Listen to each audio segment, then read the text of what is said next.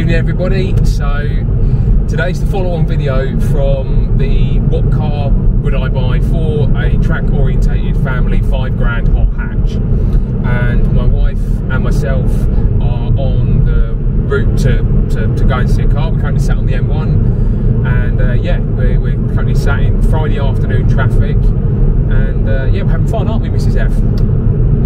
Yeah, we absolutely are. Hey! So, yeah, enjoy the journey. It should only be about an hour and 20 there. And, yeah, hopefully when we get there, the car's what we want and we'll be going home in that. So, yeah, fingers crossed.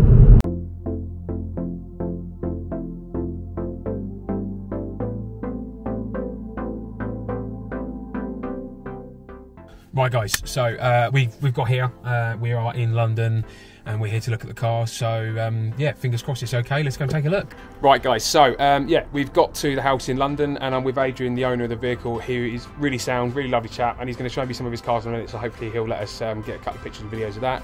But yeah, so we are looking at an FN2 Type R, and yeah, basically that's the car that came to the top of the list, and that's where we're at. So we'll have a quick walk around, I'll show you the inside, the outside, and then when we get it home we'll go through the mod list.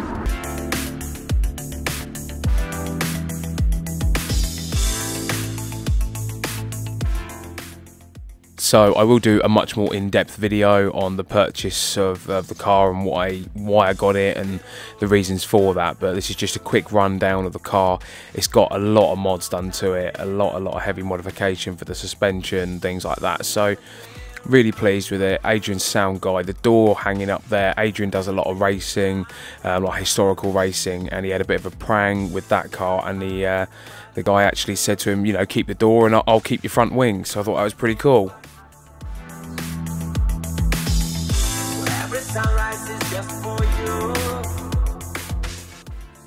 Eagle-eyed viewers will see Honda, HKS, Tegiwa and Jay's Racing, BC Racing coilover, so hopefully that gives you an insight as to what we've got. And yeah, this is Adrian's garage, one of his other project cars, and he's just opening up for us now. And this isn't what I was expecting. I think it was a 1955 Jaguar C-Type replica, and he had hand built it himself in that little workshop there.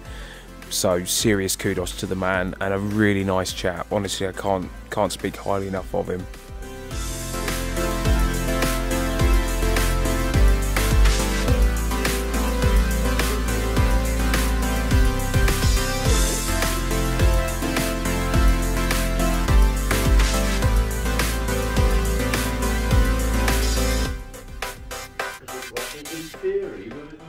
With a normal car, you're kind of sitting in the back of it.